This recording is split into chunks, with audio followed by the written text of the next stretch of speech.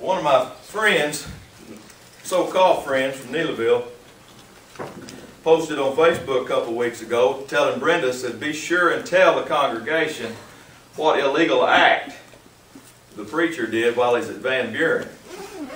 Well, here's what happened.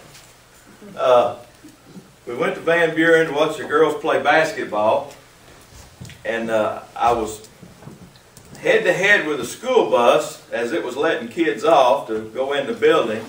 And I seen a parking spot over there about from here to the nursery or something. And so I was waiting for the kids to get off the bus, and when they got off, I just went around it and right in the parking spot. And as soon as I done it, when the driver blowed the horn, it dawned on me what I did. I looked out, you know, the lights was on, the sign was still out. I thought, oh man, my bad. So I got out of the car and we go in the game. Of course, right there, that's a bad place to leave the car after I've just done that. So at halftime, we hear this. Will the owner of a 2010 Chevrolet Malibu, Arkansas plates, number such and such, please come to the scoring table? I'm like, that's us. It wouldn't move your car, it was come to the scoring table. I looked at the scoring table and there stood an officer at the scoring table. So I walked to the scoring table, hey, what's going on? Hey, good to see you. And I know what's going on. He said, you step outside with me. Let's go, I'll leave. So I walked the door and I, what's up? How's the family? He said, we got a report that you run a bus stop sign. I said, I sure did. I sure did. I said, just as slick as a whistle. And I said, I didn't, as soon as I'd done it, he blowed his horn and I looked and I realized what I'd done. I told him I was watching the kids, and when they got off, then I went. I said, there's no doubt. I said, you're right. He's like, oh, okay, let's go over here a minute. Stunned him. He wasn't expecting a confession, I don't think. And here comes the other officer, and the other officer said, hey, I've got this other bus driver over here. He's going to make a statement. He saw the whole thing, and he's going to make a statement. And the other officer said, well, that's not necessary. He just confessed to it. He said he did.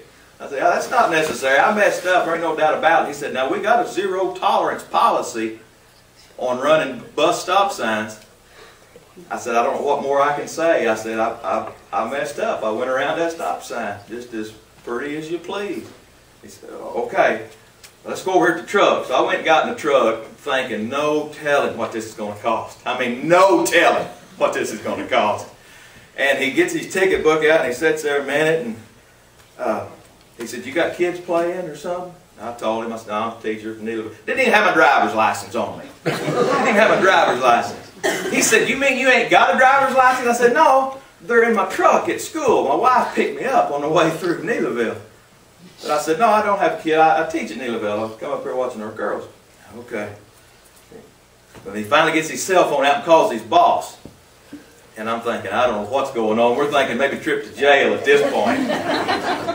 And so he calls his boss and he talked to me and he said, I got a teacher here at Neelyville, run her bus stop.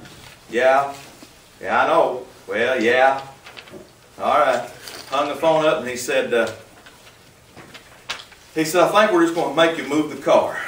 He said, but don't do that again. I said, sir, I'm at your mercy. And I said, if that's what you choose, I really appreciate it. But I said, that's your call, not mine.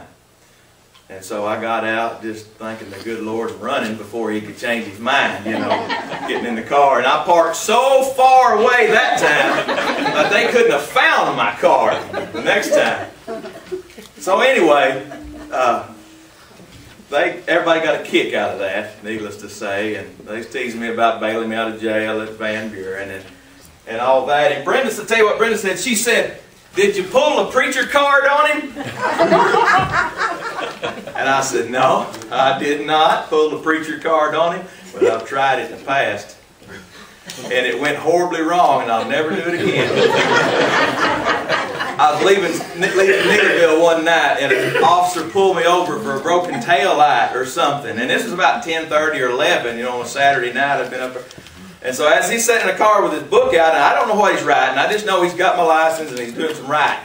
And so I'm sitting in the car and I said, yeah, I'm just leaving my office up here at Neelyville. I've been studying all afternoon.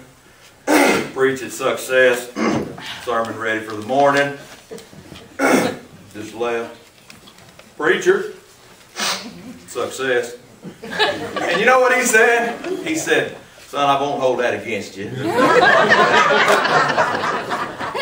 Buddy, right then, I thought, Lord, thank you. Thank you. If I'd have played the preacher card and I'd have got away with it, I might have played it again. But I played it and the Lord said, tell that boy what I want to say. And he did, and I don't ever say that again. And I want to talk to you for just a few minutes this morning about letting our lives speak for us. Letting our actions speak for who we are.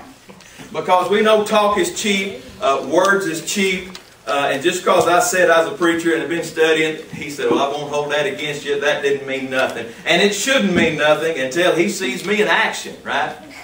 And that's what I want to talk about for just a few minutes.